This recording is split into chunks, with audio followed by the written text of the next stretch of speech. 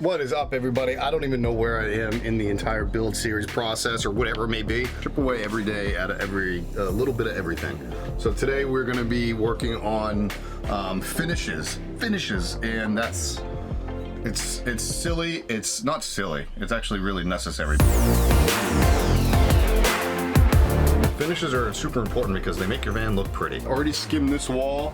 I need to now man in the can, do some putty work because we need to putty up all these little guys right here, all these little holes, and we're gonna fill some seams in, which are down here. You can kind of see I've got some seams. I got to sand. We're gonna do some edge banding, man in the can style. I have my countertop in.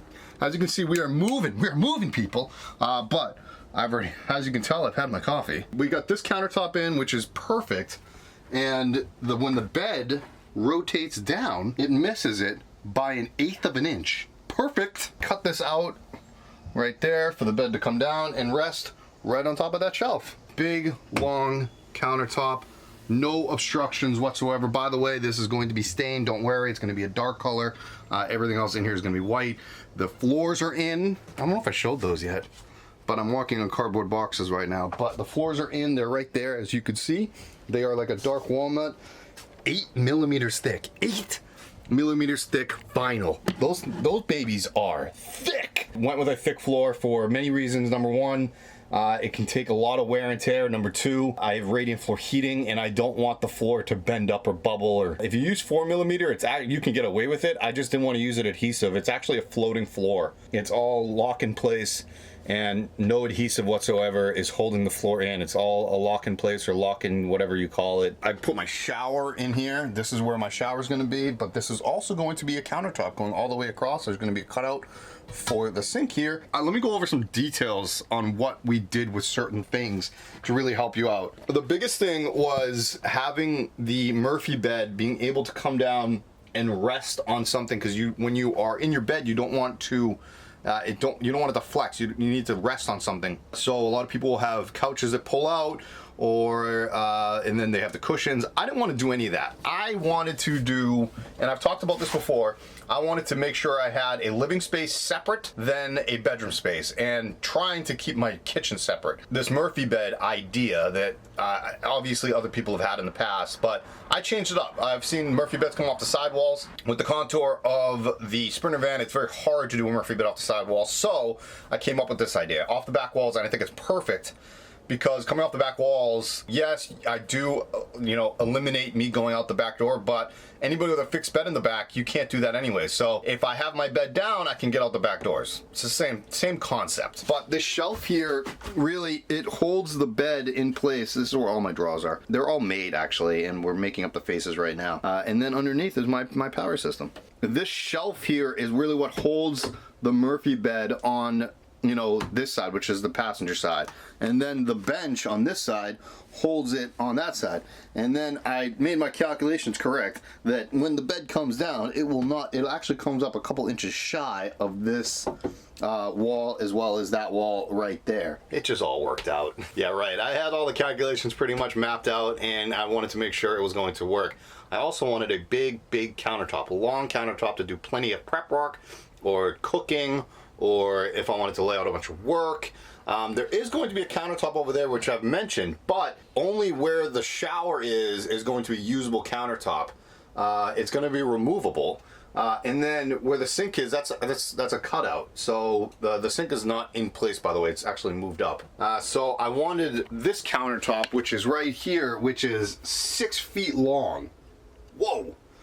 And why don't I have like a cooktop already built in? Why don't I have other built-in things? The cooktop is probably the biggest one that a lot of people will put in. Number one, I'm going all electric, so I'm getting a portable induction cooktop. The beautiful thing about, and you can get this with a propane style as well, the beautiful thing about those is, yes, you have to take it out to cook your food.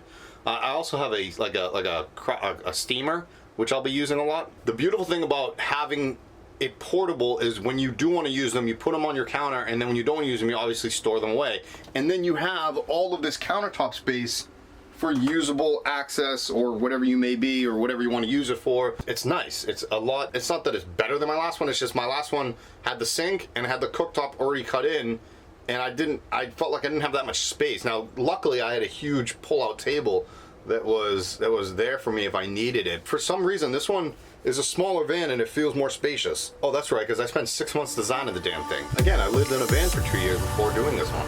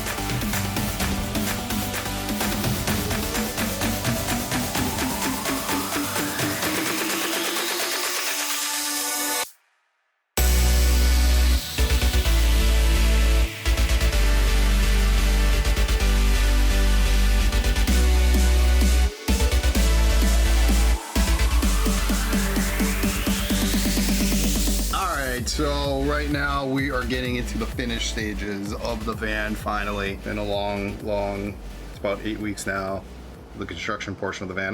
It's more like 6 to 7 weeks. Something like that, I don't know. Bed is actually in right now the van is in bedroom mode because my bed, which is right there, is actually down, but there's no mattress on it. The mattress is still being cut because I'm cutting it, but I gotta cut the mattress into shape. Right now we're in a work zone. This is why I'm working with my dad, because I wouldn't have done my doors this nicely. Let's put the bed back up into living room mode.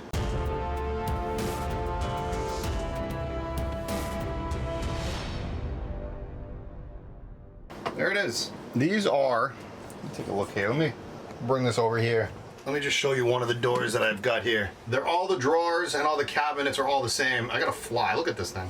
But these are actually very, very light the way that we did them. They are poplar board on the outside right here. Okay, this is all painted white, by the way. The raw pieces are wood color. Thickness is actually 3/4 of an inch, and they're called 1x2s. So 1 inch is 12 the thickness, but it's actually, the real thickness is 3/4 inch by 1.5 inch width.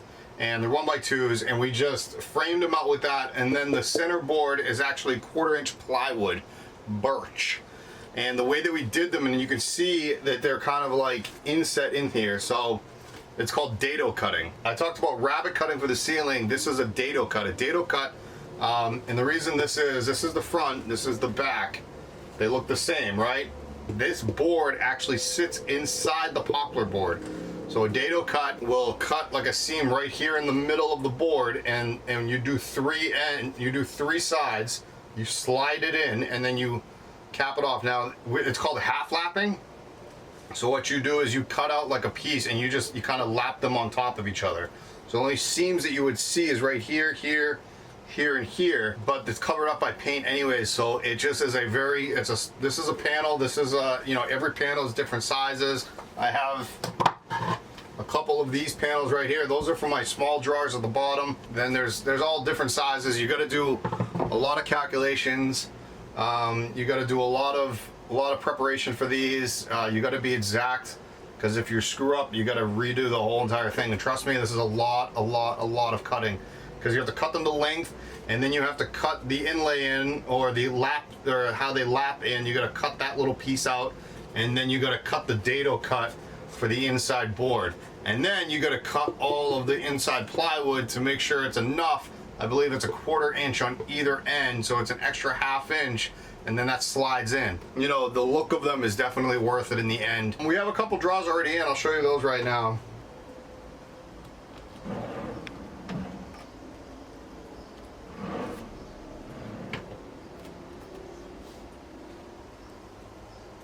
So yeah, those are the drawers that are already in, and you know, I actually thoroughly enjoy them. I think they're gonna look super cool with everything in here. My countertop is also in place. It's a butcher block unfinished birch from Home Depot, and we just cut it to size, obviously, and I stained it with a dark walnut. The reason I did was because I wanted to match my ceiling boards and I wanted to match my floor.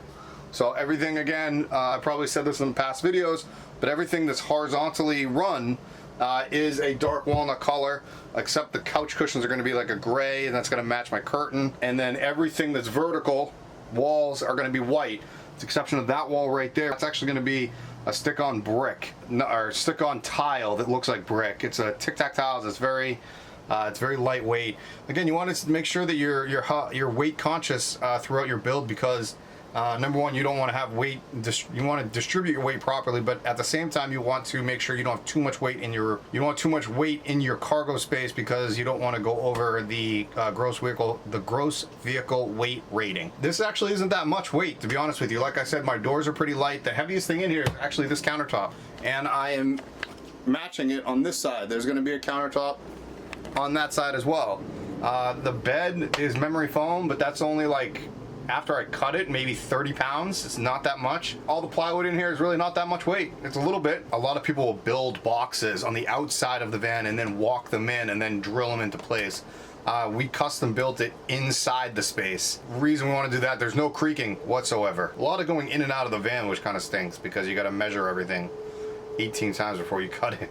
We got to put in the rest of the cabinets. I got to still do some false bottoms up there for the lights. Those are my only direct lighting are going to be the lights that are going to be underneath my countertop. But yeah, we got a lot of finish work we got to do. We still got to do the rest of the cabinet doors. We got to put those up. We got to put the faces in, all of everything.